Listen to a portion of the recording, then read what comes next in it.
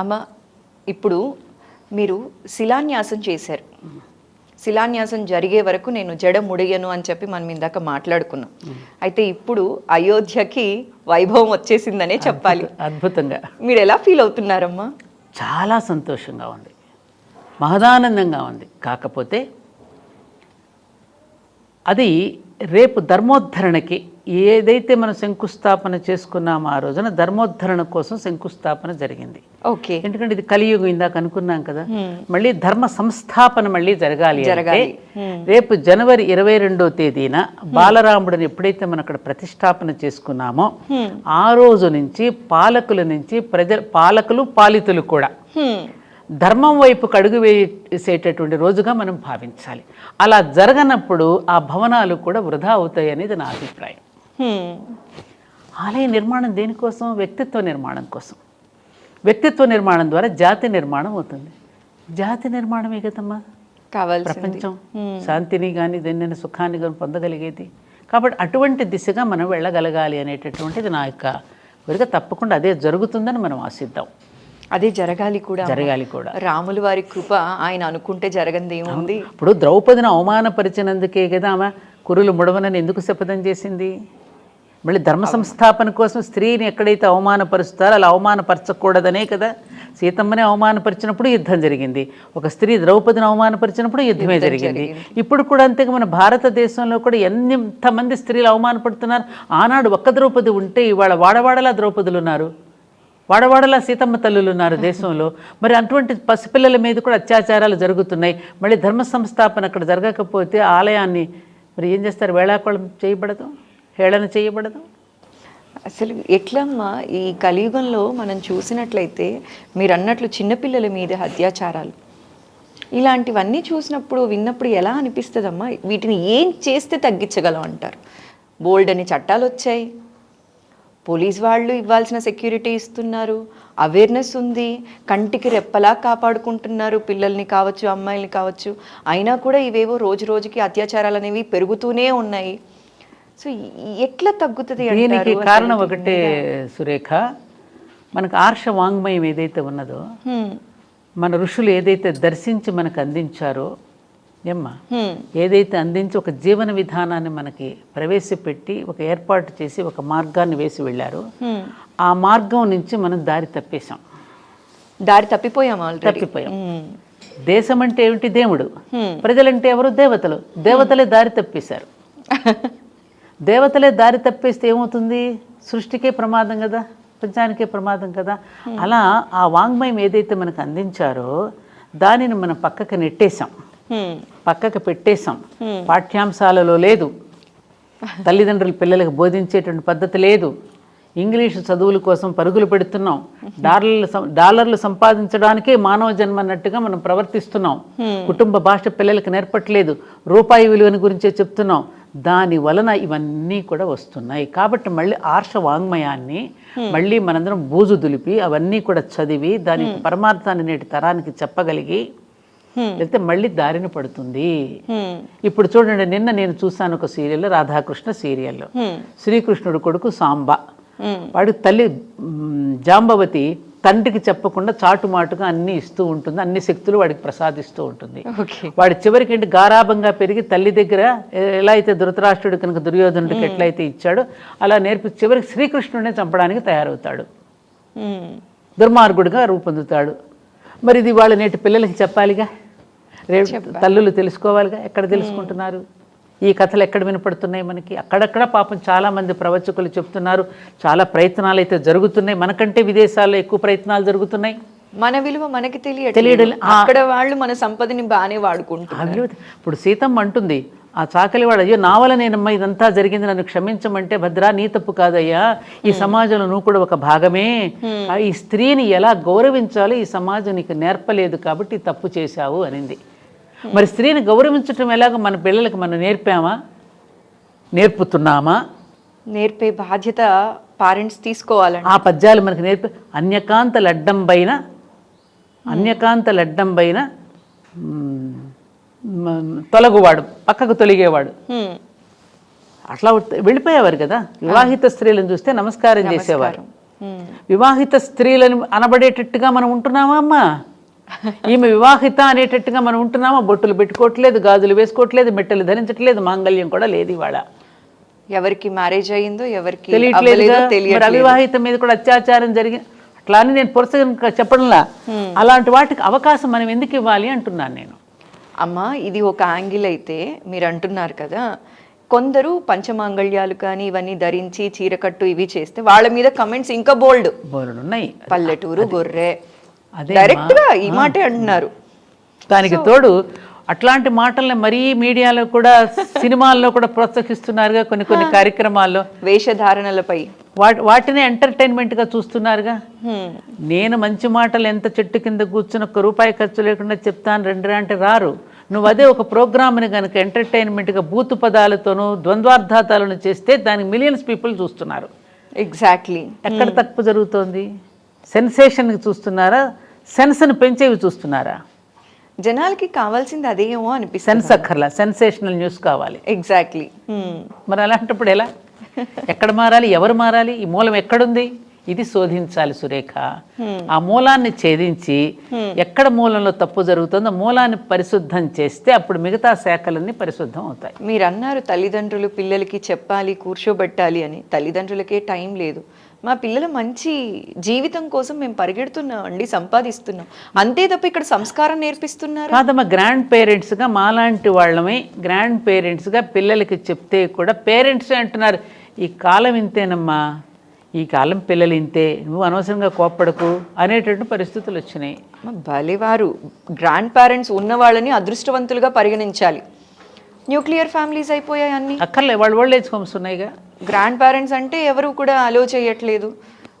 అసలు ఏం మాట్లాడాలో మనకి తెలీదు. ఈ టాపిక్స్ మాట్లాడితే ఎటో వెళ్ళిపోతాం ఇక. అమ్మా, మీరు గోహత్య మహాపాపం అన్న విషయం మనందరికీ తెలిసిందే. అయితే భారతదేశంలో గోహత్యలు పెరుగుతున్న సమయంలో రోజుకి కొన్ని వందల్లో జరిగాయి. ఆ టైంలో మీరు ఒక ఉద్యమం చేసి జైలుకు కూడా వెళ్ళారు కదమ్మా. అవునమ్మా. ఇది చాలా తక్కువ మాట్లాడలేదు, మీరు ఎక్కడా కూడా మాట్లాడలేదు. అవునమ్మా. అసలు అంటే ఉద్యమాలు, ఆడవాళ్ళు ఉద్యమాల వరకు చేయడమే ఒక లెవెల్, బయట రావటం మాట్లాడడం.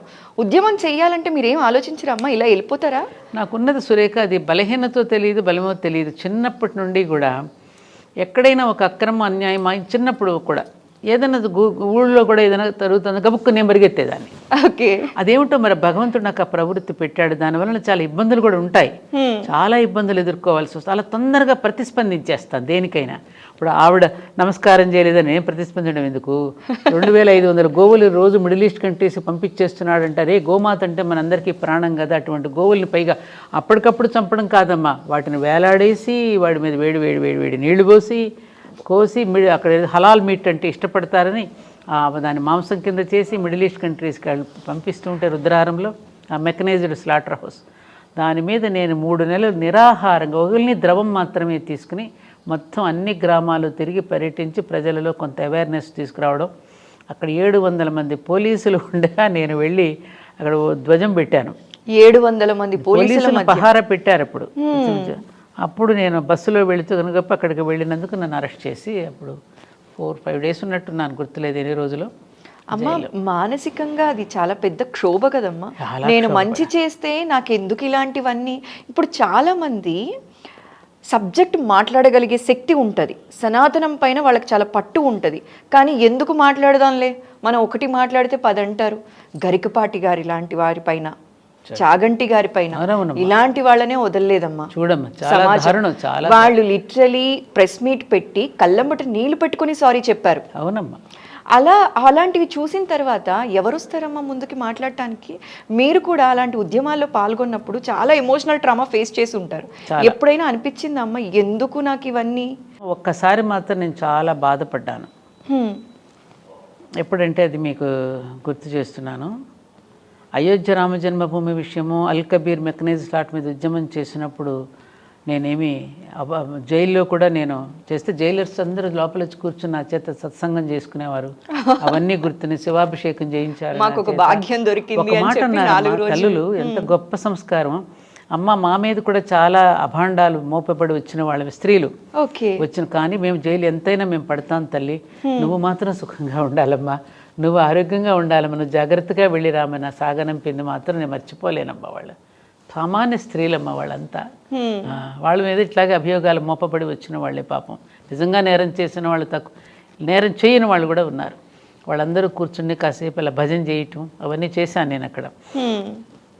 అవన్నీ చూస్తే కూడా చాలా ఇది అనిపించింది. అక్కడెక్కడ నేను అసలు బాధపడలేదు, కానీ ఒక్క ఇన్సిడెంట్లో మాత్రం నా మనసు చాలా చాలా బాధపడింది. బహుశా అది నీకు కూడా తెలిసి ఉండవచ్చేమో. అది మనకి 2 రాష్ట్రాలు.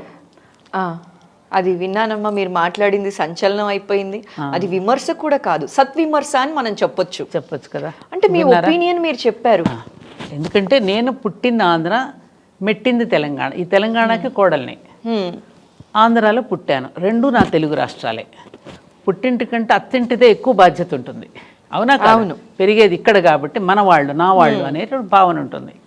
అప్పుడు నేను ఆ ఉద్దేశంతో నేను చాలా చక్కగా సంబోధిస్తూ, తమ్ముడు అంటూనే సంబోధిస్తూ, ఇలా వద్దు అని చెప్పి మహాభారతాన్ని కొంచెం సమన్వయపరుస్తూ, 2 రాష్ట్రాలు మనం విడిపోవద్దు, మీరు 15 సంవత్సరాలు మనమే పరిపాలించుకుందాం, కానీ ఇలా విడిపోవచ్చు అనేటటువంటి అపప్రద మనం తెచ్చుకోవద్దు అనేది నేను ప్రేమపూర్వకంగానే చెప్పాను తప్ప నేను వేరేగా ఎక్కడ విమర్శించడం కానీ ఎవరిని తిట్టడం కానీ. నాకు తెలంగాణ ప్రజలంటే చాలా ప్రేమని కూడా చెప్పాను. నిజంగా నాకు చాలా ప్రేమ. ఎందుకంటే నిష్కల్మషంగా ఉంటారు వాళ్ళు. ఎందుకంటే ఉన్నాం, మేము చూస్తున్నాం. పెద్దవాళ్ళు ఎవరైనా పిల్లలు ఇద్దరు దెబ్బలాడుకుని విడిపోతామంటే ఏం చెప్తాం? ఇంట్లో తల్లి రే ఇద్దరు అన్నదమ్ములు కలిసి ఉండండి రా అనే చెప్తాం, కానీ విడిపోండి రా అని ఎవరైనా చెప్తామమ్మా? అదే భావనతో నేను చెప్పిన దానికి నా మీద చాలా భాండం వేశారు. 1000 ఎకరాలు నేను కబ్జా చేశానని వేశారు. తప్పమ్మ, 1000 ఎకరాలు ఎక్కడుంది అసలు? నీటి ద్వారా అది 3,500 కుటుంబాలమ్మ. దానిలో 3,500 కుటుంబాలకి గవర్నమెంట్ పర్మిషన్స్తోనే ఇళ్ళు కట్టుకుని, అన్ని పర్మిషన్స్ తీసుకుని కూడా ఇళ్ళు కట్టుకుని, అంత చక్కని డాక్యుమెంటేషన్తో అందరూ స్థలాలు కొనుక్కున్నారు. అందులో మేము, మా బంధువులు, మేము అందరం ఉన్నాం. దానిలో అందరం కలిసి వాళ్ళ తరపున నేను కూడా సుప్రీంకోర్టులో 1 ఆఫ్ ది ఫైటర్ని. 5గురిలో నేను కూడా ఒకదాన్ని. ఈ 3,500 కుటుంబాలని రక్షించుకోవడం కోసం అని చెప్పి మేము ఒక ఆర్గనైజేషన్గా ఫామ్ అయ్యి అందరం ఇది చేసుకుంటున్నాం. అందులో నా ల్యాండ్ కాదు, నా భూమి కాదు, నేను వేసిన లేఅవుట్ కూడా కాదు. అది నాకు సంబంధం లేనిది. కానీ సంబంధం లేకపోయినా నన్ను ఎంచుకున్నారు ప్రజలు. బురద చల్లటం. సత్యవాణి గారు అయితే సిన్సియర్గా పనిచేస్తారు, ఆవిడ మనందరి కోసం కష్టపడుతోంది అని చెప్పి నాకు అప్పగించిన బాధ్యతను నేను కమిట్మెంట్తో నేను పనిచేస్తున్నా. దానికి అక్కడ మన దేవాలయాలు ఉన్నది, స్వయంభూ దేవాలయం అక్కడ ఉన్నది, ధర్మపురి క్షేత్రం మియాపూర్లో. మనది చిన్న మొదటి నుంచి ఉన్న దేవాలయమే. దానికి వస్తే విస్తృతంగా చేసేసి దాన్ని ఇంకా మరింతగా ఆలయాలను కట్టించి మన దాన్ని ఒక ధార్మిక ప్రసార కేంద్రంగా దానిని తీర్చిదిద్దుకోవాలని ఒక సంకల్పంతో పరమాచార్య యొక్క బ్లెస్సింగ్స్తో మనం చేస్తున్నాం. అక్కడికి వచ్చి నా మీద దారుణంగా వాళ్ళు, నేను నడుస్తుంటే పరిగెడుతున్నానని కెమెరాల్ని రకరకాలుగా తిప్పేసి చాలా ఇదిగా మాట్లాడారు. అందరి ముందు ఒక 40 మంది అడ్వకేట్స్ వచ్చి అక్కడ అన్ఫిల్దీ వర్డ్స్ మాట్లాడి రకరకాలుగా చేసిన దానికి మాత్రం అప్పుడు నా మనసు కలత చెందింది. కానీ నేను చిరునవ్వుతోనే స్వీకరించాను. కానీ ఇది ఆ రోజున నువ్వు పేపర్లోనూ టీవీలోనూ అంత ప్రసారం చేశావు, కోట్లాది మంది జనం చూసుంటారు, అది ఎంతమందికి అది నిజమని తెలుసు, అబద్ధమని తెలుసమ్మా? అది ఆరోపణని కొట్టి పడేసిన తరువాత ఆ న్యూస్ చాలా తక్కువ చూపించారుగా. అది తక్కువ, ఆరోపణలు మాత్రం ఎక్కువ చూపించారు. మరి అది ఆరోపణలు వేసేసిన తర్వాత ఎంతమందికి ఉంటుంది? కొంతమంది పాప నాది మీలాంటి వాళ్ళు ఏదైనా ఇంటర్వ్యూస్ చేస్తే పెడుతుంటారు కదా, దాంట్లో కొంతమంది కామెంట్స్ పెడతారు కదా. ఎవరో ఒకడు ఏదో డర్టీ కామెంట్ పెట్టినప్పుడు మనసు ఎంత బాధ అనిపిస్తుంది. వాడికి ఏం తెలుసు అని పెట్టాడు కామెంట్, వాడికి ఏం తెలుసు పాపం, నిజమే అనుకుంటాడుగా. ఈ వాస్తవాలు ఎంతమందికి తెలుస్తాయి? కాయిన్కి 2వ వైపు అని మీరు ఎప్పుడు అంటూ నా ఇంటికి వచ్చి చూడండి సురేఖ, మీరు తెరిచిన ఇల్లు ఏమీ ఉండవు నా ఇంట్లో. కాస్ట్లీ ఫర్నిచర్ ఉండదు, కాస్ట్లీ కారులు ఉండవు నా ఇంట్లో. చాలా తెరిచిన ఇంటికి తాళాలు కూడా వేసుకోను నేను. అలాంటి లైఫ్ నాది. ఇలా వస్తే అలా ఇచ్చేయడమే తెలుసు నాకు.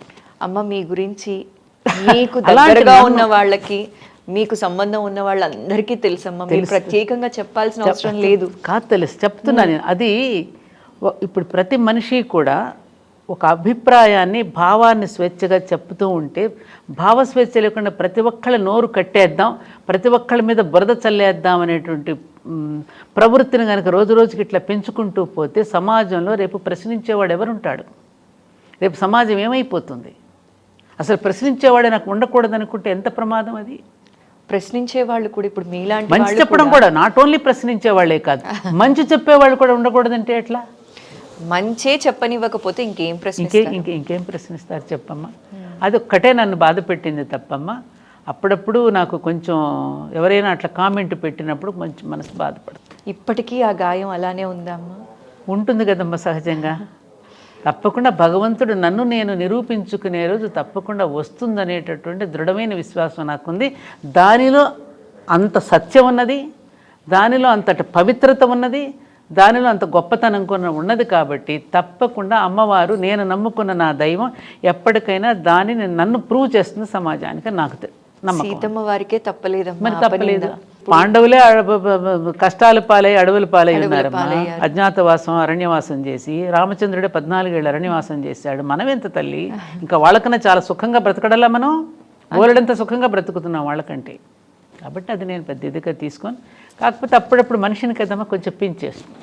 కొంచెం కాదమ్మా, అది చాలా పించేస్తుంది. చాలా పించేస్తుంది. ఎందుకు అంటే మనకి 10,000 పొగడతలు వచ్చుండొచ్చు, 10,000 మంది చప్పట్లు కొట్టుండొచ్చు, ఇవేవి గుర్తుండవు. బాగా చెప్పారు. ఎక్కడో ఒక విమర్శ లేకపోతే ఒక చిన్న నెగిటివ్ కమెంట్ అనేది మనసుని కోసేస్తుంది, రంపంతో కోసినట్టు. అవును, అది మనిషి మీద ఎంతటి ఇంపాక్ట్ చూపిస్తుందో అది మన మాటల్లో చెప్పలేము. అదే నాకు చాలా సార్లు జరిగింది. అది రంపంలాగానే కోసేసింది మీరు అన్నట్టుగానే. బాధపడ్డా ఏం చేస్తాం. అందుకే అంటారు కదమ్మా, మామూలుగా నవ్విన నవ్వులు సంతోషాలు గుర్తుండవట ఒంటరిగా ఉన్నప్పుడు. బాధపడిన రోజులు, ఏడ్చిన రోజులు ఇవే గుర్తొస్తాయట. నేను మనస్ఫూర్తిగా కోరుకుంటున్నాను మీకు ఆ గాయం కంప్లీట్గా హీల్ అయిపోయి, అది ఆరోపణ అన్న విషయం మీకు తెలుసు, అందరికీ తెలుసమ్మా, మాకు కూడా. అది ఆరోపణ అని ఎప్పుడో కొట్టి పడేశారు కూడా. ఇంకోటి ఉంది శాస్త్రం, రుద్రాధ్యాయంలో ఉన్న జంబే దధామి అంటే అలా మనం తప్పు చేయకపోయినా తప్పు చేసినట్టు మన ఎవరైనా అంటే గనక నువ్వు బాధపడకు, జంబే దదామి, శివుడి నోట్లో వేసేయమంది వాళ్ళని. నేను కూడా అదే అనుకున్నాను, అది తెలిసిందే కదా. అమ్మ, ఇప్పుడు మీరు మాటల్లో అన్నారు ఆ అమ్మవారు చూసుకుంటారు, శివుడి నోట్లో వేసేయమన్నారు అని చెప్పి. మీ ఇష్ట దైవం ఎవరమ్మా? అమ్మవారు లలిత పరమేశ్వరి. లలితా పరమేశ్వరి. మీరు రెగ్యులర్గా లలిత పఠనం ఇట్లాంటివి చేస్తూ ఉంటారమ్మా? ప్రతిరోజు నిత్యాగ్నిహోత్రం చేసుకుంటానమ్మా ఇంట్లో. ఓకే. ఇప్పుడు వాళ్ళ మార్నింగ్ కూడా నేను అగ్నిహోత్రం చేసుకునే వచ్చాను మీ దగ్గరికి. ఎందుకనంటే నేను నిత్యాగ్నిహోత్రం చేసుకోవడానికి ఒక కారణం ఉంది, అది చెప్పాలి మీకు. శ్రీ ధర్మపురి క్షేత్రం అని మన మియాపూర్లో మనం కట్టినటువంటి ఆలయాలన్నీ ఒక సముదాయంగా ఉంది. అక్కడ ప్రాణప్రతిష్ఠ జరిగింది. ఆ ప్రాణప్రతిష్ఠ జరిగిన అన్నింటిలోనూ నా ఇన్వాల్వ్మెంట్ ఉంది కాబట్టి, నేను చేయించాను కాబట్టి నాకు లోపల ఒక బాధ ఏమిటంటే, ఆచార్యులు ఉన్నారు, పురోహితులు ఉన్నారు, పెడతారు, టైం కానీ టైం ఉండొచ్చు, ఒక్కోసారి జరగవచ్చు, జరగకపోవచ్చు. బిడ్డల్ని మనం కనిన తర్వాత మనమే పెట్టుకుంటాంగా అన్నాం. అలాగే అక్కడ ప్రాణప్రతిష్ఠ చేసిన తర్వాత వాళ్ళని కూడా మనం జాగ్రత్తగా చూసుకోవాలి కదా. అందుకని నేను ఇంటిలో ఉండే ఆ దేవతలందరికీ మన ఇంటిలో ఉండే హవిస్సులు వేస్తూ ఉంటానన్నమాట. ఓకే. ఒక బ్రేక్ఫాస్ట్ లాగా తినిపించడం అనుకో. ఎందుకంటే అగ్నిముఖంగానే కదా వారు స్వీకరించేది. అది మనం పెట్టిన తర్వాత మనం తింటాం నైవేద్యం. ఇది అగ్నిముఖంగా వేస్తే వారికి చెందుతుందనేది మనకి శాస్త్రీయ దృక్పథంతో చెప్పిన విషయం అందరికీ తెలిసిందే కదమ్మా. అలా పెట్టుకుని నేను తృప్తి పడతానంతే, ఇందులో గొప్పదేం కాదు. అందుకే ఎన్ని విషయాలు నేర్చుకోవాలమ్మా మీ దగ్గర నుంచి. మేము 8 గంటలు పనిచేసేదానికి పొద్దున్నే వచ్చేప్పుడు టైం అయిపోయిందని చెప్పి ఓ రోజు పూజ చేస్తాం, ఓ రోజు అమ్మకి చెప్పి వచ్చేస్తూ ఉంటాం, ఇలా పరిగెట్టేస్తూ ఉంటాం. ఏమంటే టైం లేదు, ఉట్టి నమస్కారం పెట్టుకొని వచ్చేస్తూ ఉంటాం. ఈ వయసులో కూడా మీరు రెస్ట్ తీసుకోకుండా ఇంత ఓపిక్గా అమ్మవారికి కృతజ్ఞత చెప్తున్నారు రోజు హవిసు రూపంలో. అయితే ఇప్పుడు ఈ పూజలు ఇలాంటివనేవి చాలా తక్కువైపోయాయి కదమ్మా. నిత్య జీవితంలో చాలా తగ్గిచ్చేశారు. దైవబలం అనేది కూడా ఖచ్చితంగా కావాలి. కష్టానికి దైవబలం ఉన్నప్పుడే వాళ్ళు అనుకున్న పొజిషన్కి రీచ్ అవుతారని కూడా పెద్దలు చెప్తూ ఉంటారు కదమ్మా. అలాంటి వారికి మీరు ఇచ్చే సందేశం ఏంటమ్మా? పూజలు చేస్తున్నారమ్మ సురేఖ. ఇప్పుడు పూర్వం కంటే కూడా పారాయణలు కానీ, భగవద్గీత, లలిత, హనుమాన్ చాలీసాలు, పారాయణలు గ్రూప్గా అందరూ చేసుకోవడం, ఇళ్లలో ప్రతి ఒక్క వెనకటి రోజుల్లో వ్యవసాయదారు కుటుంబాల్లో కానీ, గ్రామాల్లో కానీ పండుగ రోజు తప్ప దీపాలు వెలిగించడం అనేది ఉండేది కాదు. కార్యక్షేత్రంలో పనిచేయడం తెలుసు, పండుగ రోజున దీపం కష్టపడడం వెలిగించేవారు. తెలుసు, సాయంత్రం అంతే. దీపారాధన. అంతే తప్ప పూజాధికాలు లేవు. దేవాలయానికి వెళ్ళడం, అక్కడ సమర్పించుకోవడం, ఇంట్లో మాత్రం పని చేయటం, అది అసలు కరెక్ట్ పద్ధతే అది. ఓకే. కానీ ఇప్పుడు ఉన్నటువంటి ఆధునిక కాలంలో ప్రతి చోట మన కర్ణాటక, తమిళనాడు రాష్ట్రం అంతా ప్రతి ఇంట్లో బ్రహ్మాండమైన పూజ గదులు ఉంటాయి. మన తెలుగు రాష్ట్రాలు అంత ఉండవు. కానీ ఇప్పుడు మన తెలుగు రాష్ట్రాల్లో కూడా ప్రతి ఇంట్లోనూ ఒక పూజ గది ఉంటుంది. బాగా మంచి ఫోటోలు అయ్యి పెట్టి రోజు నిత్యము ఆరాధన, నిత్యము పూజలు ఇప్పుడు ఎక్కువయ్యాయి. కాకపోతే ఈ పూజా విధానాలు ఎక్కువ అవుతున్నాయి, కానీ పూజ యొక్క పరమార్థాన్ని కూడా ఎరిగి చేస్తే ఇంకా బాగుంటుంది. ఇప్పుడు మన దీపారాధన చేస్తున్నాము, ఇది పృథ్వీతత్వానికి గుర్తుగా మనం ఏం వెలిగిస్తామంటే అక్కడ గంధం పోస్తాం. అలాగే వాయుతత్వానికి గుర్తుగా థ్యాంక్స్ చెప్పుకుంటూ ఉద్బత్తి వెలిగిస్తాం. ఏమ్మా, ఆకాశతత్వానికి థ్యాంక్స్ చెప్పుకుంటూ అక్కడ పుష్పం పెడతాం. వహిని తత్వానికి, తేజోతత్వానికి గుర్తుగా దీపం పెడుతున్నాం. ఈ భగవంతుడు మనకు అన్ని ప్రసాదించినటువంటి దీనికి అమృతతత్వం అని చెప్తూ నైవేద్యం పెడుతున్నాం. అంటే 5గురికి థ్యాంక్స్ చెప్పుకుంటున్నాగా. అక్కడేమది అలా భౌతికంగా పూజ అయితే చేస్తున్నావు, ఈ తత్వాన్ని నువ్వు ఎందుకు జీర్ణించుకోవడలా? అది నాకు అంతు పట్టదు. అంటే ప్రతిదానికి కూడా రుద్ర నమక చమకాలు చెప్పి నమః నమః నమః అంటాడు. వృక్షానికి నమస్కారం, కేశానికి నమస్కారం, దొంగకి నమస్కారం, దొరకి నమస్కారం అని అంటాడు కదా. అనన్య చింతయ అది కూడా వంట బట్టించుకున్నప్పుడు వాటికి ధన్యవాదాలు ఎందుకు చెప్పాలి, ఎందుకు చెప్తున్నావు మనం, అది ఎప్పుడు కూడా గుర్తెరిగి ఉండాలి. దాని పట్ల ఏమరపాటు చెందకుండా ఉండడం కోసం కదా మనకి చెప్పారు. అది పోతోంది, అది తగ్గుతోంది. అది కనుక ఉంటే ఇంత అమానుషం ఎందుకు జరుగుతుంది? నిజంగానే వాటికి థ్యాంక్స్ చెప్పుకుంటూ ఉన్నప్పుడు నువ్వు పర్యావరణాన్ని ఎందుకు నాశనం చేస్తున్నావు? పర్యావరణం కోసమే కదా నువ్వు థ్యాంక్స్ చెప్తున్నావు. మరి పర్యావరణానికి ఎందుకు విచ్ఛిన్నం కలిగిస్తున్నావు? అక్కడ మనం ఏమరపాటు చెందుతున్నాం. ఆ వైపుగా కనుక మనం ఆలోచించగలిగితే అప్పుడు భగవంతుడు మన పూజను స్వీకరిస్తాడు అనేది మనకి శాస్త్రం చెప్పింది, అది సత్యం కూడా. ఎంత చక్కగా చెప్పారమ్మా. అయితే ఇందాకే నేను మిమ్మల్ని ఒక క్వశ్చన్ అడగాలనుకున్నానమ్మా. అప్పుడు మీరు ఎమోషనల్గా ఉండటం వల్ల నేను మళ్ళీ ఆ టాపిక్ తీయలేదు. మీరు నాన్నగారి విషయం చెప్తూ కూడా చాలాసార్లు చెప్పారు, మీకు మీ మధ్య బాండింగ్ అందరికీ తెలిసిందే, మిమ్మల్ని దగ్గర నుంచి చూసిన వాళ్ళకి కావచ్చు, ఇలా చాలామందికి తెలుసు. అయితే ఈ మధ్యకాలంలో ఆ బాండింగ్ నిజంగా లేదమ్మా. లేదు. ఎందువల్ల అయి ఉండొచ్చు అంటారు? ఆ బాండింగ్ పెరగటానికి మీరు ఇచ్చే సలహా ఏంటమ్మా? ఏంటంటే అమ్మా, ఒకప్పుడు సరైన వయసులో వివాహాలు జరిగాయి. తల్లిదండ్రులు చక్కగా అన్ని వైపులా చూసి వివాహాలు చేసేవారు.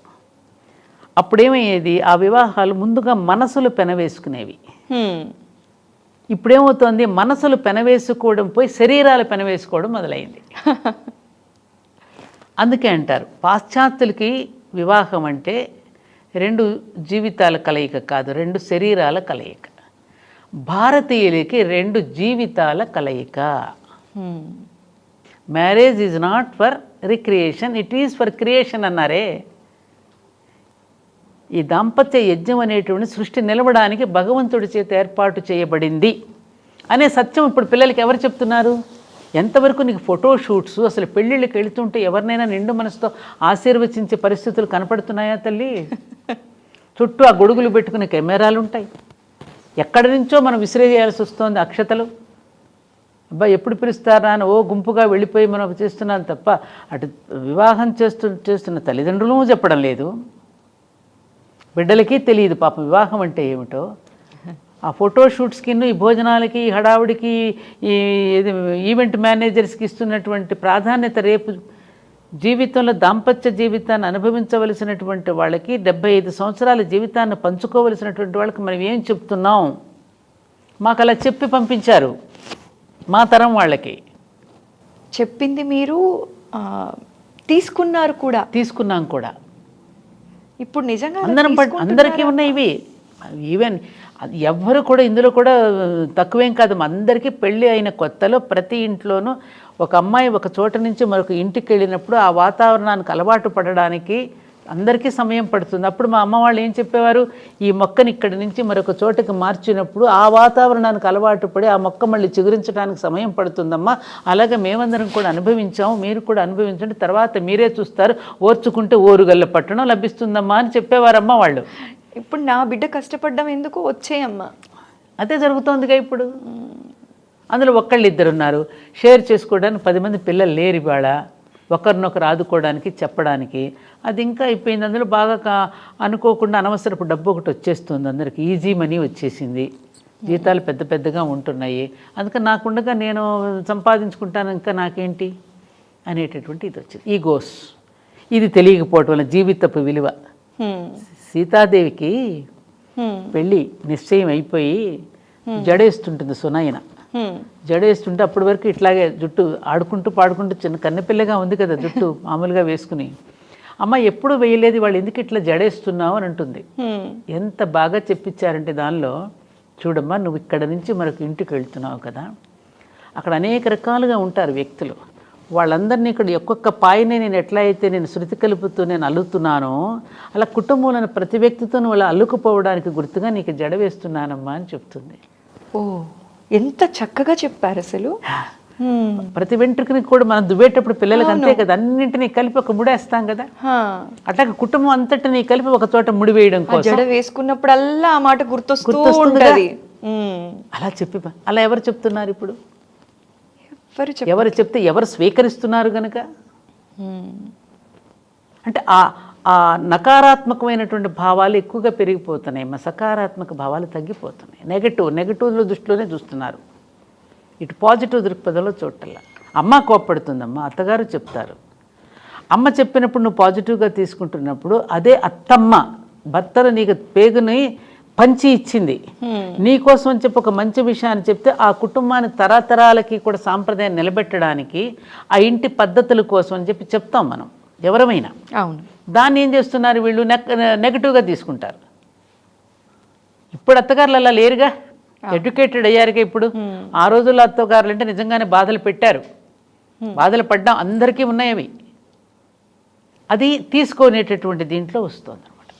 పెళ్ళి అంటేనే చీకట్లో భానమమ్మ, కాకపోతే చిన్న చిన్న వాటికి కూడా విడిపోకుండా దాన్ని కలిసి మెలిసి ఉంటే బాగుంటది అని చెప్పి మీ ద్వారా చెప్పాలి అనుకున్నానమ్మా, చెప్పించాలి అనుకున్నాను. అమ్మ, ఇంకొక చిన్న పర్సనల్ క్వశ్చన్ అమ్మ, మళ్ళీ తప్పలేదు తల్లి, అడుగమ్మా. అమ్మ, నాన్నగారి గురించి మనం మాట్లాడాం, నాన్నగారికి మీకు మధ్యనున్న బాండింగ్, మీకు పిల్లలకి మధ్యనున్న బాండింగ్ ఎలా ఉండేదమ్మా? మీరేమో ఉద్యమాలని అటు ఇటు ఎప్పుడు బిజీగానే ఉండేవాళ్ళు ఎక్కువ, సో ఎలా బ్యాలెన్స్ చేశారమ్మా? పిల్లల్ని ఎలా చూసుకునేవాళ్ళు, మీ ప్రొఫెషనల్ లైఫ్ని ఎలా మేనేజ్ చేసేవాళ్ళు? ఇక్కడ ఒకటి వచ్చిందమ్మా, పిల్లలు మిమ్మల్ని బాగా మిస్ అయ్యారా? చాలా మిస్ అయ్యారు. అప్పుడు మీకేం అనిపించలేదమ్మా? అంటే ఫస్ట్ ఇప్పుడు బాధపడుతున్నా. ఇప్పుడు బాధపడుతున్నారు. ఇవాళ నాకు మిగిలి ఉన్న బాధ అదొక్కటే. ఎందుకనంటే నాకు ఎప్పుడు కూడా జగమంత కుటుంబం నాది అనుకునే భావన నాది. నాది కొంచెం ప్రేమతత్వం, అందరినీ ప్రేమించే హృదయం నాది. ఎవరిని త్వరగా నేను తిరస్కరించను, నన్ను అవమానపరిచిన వాళ్ళని కూడా ప్రేమిస్తూనే ఉంటా. నాకున్నటువంటి స్వభావం ప్రవృత్తి. మా అమ్మ కూడా చిన్నప్పుడు అనేది ఇలాగే. అయితే ఈ విషయంలో ఏమిటంటే 2 బాటిల్స్ 1 కార్క్ ఉంటే ఏమవుతుంది, 2 సీసాలకి ఒకటే మూత, ఒకదానికి పెట్టాల్సి వస్తుంది, ఒకదానికి పెట్టకపోతే అందులో ఈగలు పడతాయి, ఇందులో పెట్టకపోతే ఇందులో ఈగలు పడితే అందులో పడితే ఇందులో ఈగలు పడతాయిగా. ఈ రెండింటిని బ్యాలెన్స్ చేసుకోవటం అనేది కొంచెం కష్టతరమైన విషయమే. అందులో నాకు ఈ పాజిటివ్ థింకింగ్ ఇదంతా ఎక్కువగా ఉండడం వల్ల మా పిల్లలు చాలా నష్టపోయారని నేను గట్టిగా ఒప్పుకు తీరవలసిందే. నష్టపోయారు ఎందుకంటే వాళ్ళకి మంచి తెలివితేటలు ఉన్నాయి, సామర్థ్యం ఉంది, మంచితనం ఉంది, నాలెడ్జ్ ఉంది. వాళ్ళకున్నటువంటి రంగంలో వాళ్ళని ఇంకా మళ్ళీ తీసుకుని వెళ్ళి నేను ఇంకా రాణించేటట్టు కనుక చేయగలిగితే వాళ్ళ సొసైటీలో నా పిల్లలిద్దరూ కూడా మంచి టాప్ దీంట్లోనే ఉండేవారు. అది నేను చేయలేకపోయాను. అది నిజంగా అంటే ఒక రకంగా వాళ్ళ జీవితాలని వాళ్ళు ఎలా చేస్తే వాళ్ళ జీవితాలు ఇంకా బాగా పైకి వెళ్ళగలిగారు అనే విషయంలో నేను నిర్లక్ష్యం చేశానా, శ్రద్ధ పెట్టలేకపోయానా అనేది అప్పుడప్పుడు నన్ను బాధ పెడుతోంది. ఇది ఒక రకంగా నా బిడ్డలు నన్ను క్షమించడానికి తప్పేది. అయ్యో, క్షమించరాని తప్పు అనేది చాలా పెద్ద వాళ్ళ జీవితాలని ఇది చేసుకునే హక్కు నాకు ఎక్కడదమ్మా? వాళ్ళని కూడా పట్టించుకోవాలి కదా. మహాత్మా గాంధీ పిల్లలు కూడా మహాత్మా గాంధీని తిట్టుకున్న వాళ్ళే. అంటే ఆయనతో పోలుస్తలేదు నేను. ఎందుకంటే ఇట్లాంటి కార్యక్రమాల్లో మనం పడిపోయినప్పుడు కొంత సమయం వాళ్ళకి మనం తక్కువగా ఇవ్వడం జరుగుతుంది. దానివల్ల కొంత వాళ్ళు నాకు చాలా సహకరించారు. నేను జీవితంలో రుణపడి ఉండాను అంటే నా బిడ్డలు ఇద్దరికీ రుణపడి ఉంటాను. దానివల్ల మీకు మీ పిల్లలకి గ్యాప్ ఏమన్నా వచ్చిందంటారా అమ్మ? ఎప్పుడైనా కోపం, ఇప్పటికీ అలా మాట్లాడటం? అప్పుడప్పుడైనా మాటల్లో పాపం నిరుత్సాహం వెళ్ళిపుచ్చుతారుగా. అలా నువ్వు ఆ రోజున అలా చేసుంటే మేము ఇలా అయ్యేది కాదు కదమ్మా అనేది ఉంటుంది కదమ్మా, సహజం కదా వాళ్ళకి. సహజంగా ఒప్పుకుంటాను, అది ఐ అగ్రి. కానీ మీరన్నట్టు జగమంత కుటుంబం అని చెప్పి చాలా మందిని ఇన్స్పైర్ చేశారు, చాలా మంచితనాన్ని నేర్పించారు, సనాతన ధర్మాన్ని కాపాడారనే చెప్పాలి. భారతీయం అనేది మాకు నిలువెత్తు బంగారంలా మా ఎదురుగా ఇవాళ కూర్చున్నట్టు కనిపిస్తున్నారు. ఎందుకంటే మనం చెప్పేది ఒకటి చేసేది ఒకటి ఉండకూడదు. మనకు పెద్దలు ఏం చెప్పారు? మనం ఋషుల యొక్క సంతానం అన్నారు. దీనికి వచ్చిన ఎగ్జాంపుల్ చెప్పచ్చా మీకు? ఖచ్చితంగా అమ్మ, చెప్పండి. ఒక రాజుగారి దగ్గరికి ఒక సన్యాసి దర్శించడానికి వెళ్తాడు. వెళుతుంటే ఆ భటులందరూ వచ్చి, రాజుగారు ఇప్పుడు మీకేం సమయం ఇవ్వరు, మీరు వెళ్ళి రావచ్చు అని చెప్పి ఆయనకి అపాయింట్మెంట్ ఇవ్వకుండా పంపిస్తారు. ఓకే. పంపిస్తే అతను వెళుతుంటాడు, ఆయన సోదరుడు వచ్చి వెళ్ళాడని చెప్పండి అని చెప్తాడు ఈ సన్యాసి. ఓకే. ఈ మాట వెళ్ళి రాజుగారికి చెప్తారు, మీ సోదరుడు అండి వచ్చి వెళ్ళాడు అని. రాజుకు కోపం వచ్చి, నాకు సోదరుడా? నాకెవరు లేరే, మా అమ్మకి నేను ఒక్కడనే కదా, నాకు సోదరుడు అని చెప్పింది ఎవరబ్బా, పిలుచుకురండి, అతన్ని నిలదీసి అడుగుతాను అని చెప్పి కోపంగా చెప్పిస్తే వాళ్ళు మళ్ళీ వెనక్కి పిలిచి తీసుకొస్తారు. ఇప్పుడు రాజుగారు, ఏమిటయ్యా నాకు సోదరుడు అని చెప్పావంట, ఏ విధంగా నాకు సోదరుడు అవుతావు అని అడిగారు. అడిగితే, అయితే రాజుగారు నేను ఒక 3 ప్రశ్నలు వేస్తాను, చెప్పండి. ఆ ప్రశ్నలు ఏంటమ్మా? మిమ్మల్ని పుట్టించింది ఎవరు రాజుగారు అని అడిగాడు. ఓకే. పరమాత్మ. పరమాత్మ. మరి ఆ పరమాత్మకి నేను పుట్టింది ఎవరికి? ఆ పరమాత్మే. మన ఇద్దరిని పరమాత్మే పుట్టించినప్పుడు మరి మీరు నాకు సోదరుడు కాకేమవుతారు రాజుగారు? ఇంకేం సమాధానం చెప్తాడు రాజుగారు? ఏం సమాధానం చెప్తాడు? మీ జన్మకారం ఎవరు అంటే ఆ పరమాత్మే కదా, ఎవరికైనా పరమాత్మేగా తన తండ్రిని ఇచ్చింది, ఆ రూపం ఇచ్చింది. మరి నన్ను పుట్టించింది ఎవరు రాజుగారు? పరమాత్మే. మరి మన ఇద్దరు తండ్రి పరమాత్మ అయినప్పుడు మీరు నాకు సోదరుడే కదా అంటాడు. ఇది కదా మన వసుధైవ కుటుంబకం అని ఒకవైపు చెప్తూ, జగన్మాత సంతానం అని మనం ఒకవైపుని చెప్తూ, ఆ జగన్మాత సంతానమే మన చుట్టూ ఉన్నారని తెలిసినప్పుడు మరి ఎవరిని ప్రేమించకుండా ఎలా ఉంటాం మనం? పరమాచార్య ఇక్కడ ఒక్క మాట గుర్తు చేయాలి, ప్రతిరోజు నేను గుర్తు చేసుకునే మాట అది. పరమాచార్య గారు. ఆయన అంటారు, భగవత్ సాన్నిధ్యం అందరికీ లభించడం లేదు, అదేదో నా దగ్గర దొరుకుతుందని చెప్పి వాళ్ళ కష్ట సుఖాలు నాతో చెప్పుకుని అమాయకంగా తృప్తి పడుతూ వెళ్తూ ఉంటారు. అయినా వీళ్ళ కోసం కాక, వీళ్ళ కష్టాలు వినడం కాకపోతే నేనెందుకు జీవించి ఉండాలి అన్నారు స్వామీజీ. అలాంటి మహానుభావుల దగ్గర ఇవాళ ఎంతమందికి సాన్నిధ్యం దొరుకుతుంది చెప్పమ్మా? మరి ఎవరికి చెప్పుకుంటారు ఈ కష్ట సుఖాలు? అదిగో మిమ్మల్ని వాళ్ళు దూరం చేస్తున్నారు కాబట్టి మా దగ్గరికి రండి అని ఇంకొకళ్ళు చంకనెత్తుకుంటారు. అవునా కదా? అలా జరుగుతుందా లేదా? అలా జరగడం వల్లే కదమ్మా ఈ మత మార్పులు. ఎందుకని మా ప్రపంచమంతా ఉన్న సనాతన ధర్మం ఒక దేశం ఇంకా మిగిలాం, ఆ దేశంలో కూడా సగంగా మిగిలిపోతున్నాం. కారణం ఎవరు ఎవరు ఎవరు ఎవరు? మనం కాదా?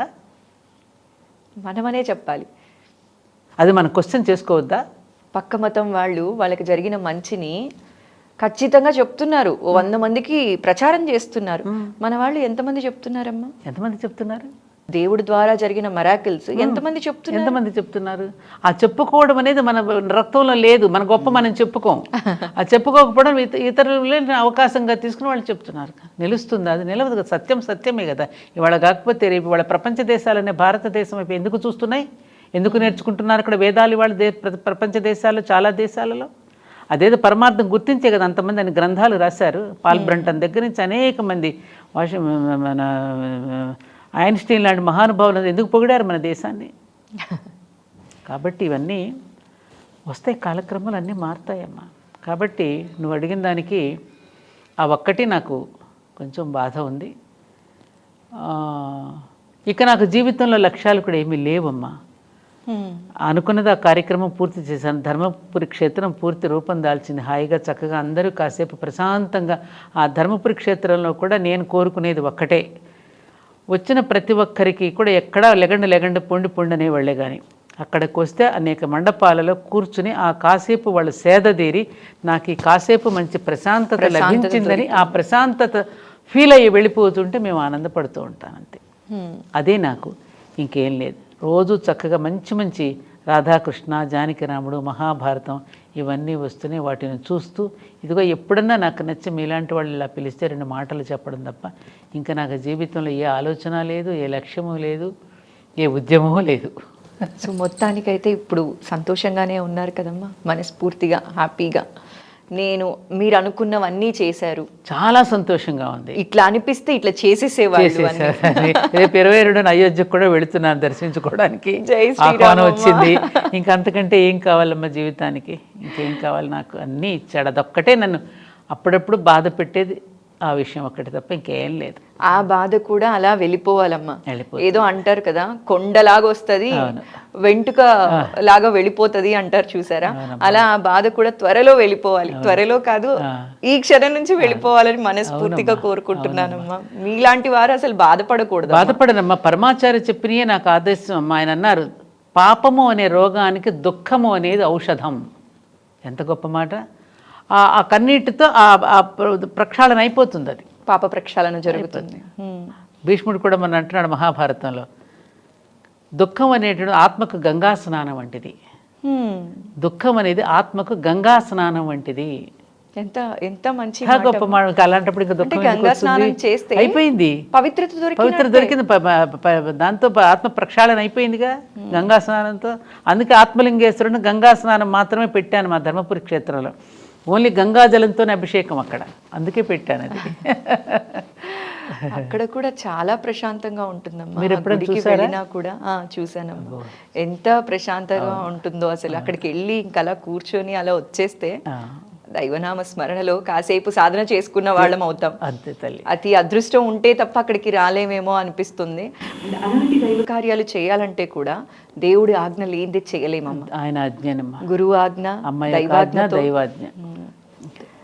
అమ్మ, మీ విలువైన సమయాన్ని ఈరోజు మా ఐ డ్రీమ్ కోసం వెచ్చించి చాలా చక్కటి ఇన్ఫర్మేషన్ మా ప్రేక్షకులతో పంచుకున్నారమ్మా. జై శ్రీరామ్. మంచి తల్లి, నమస్కారం అమ్మ. జై శ్రీరామ్.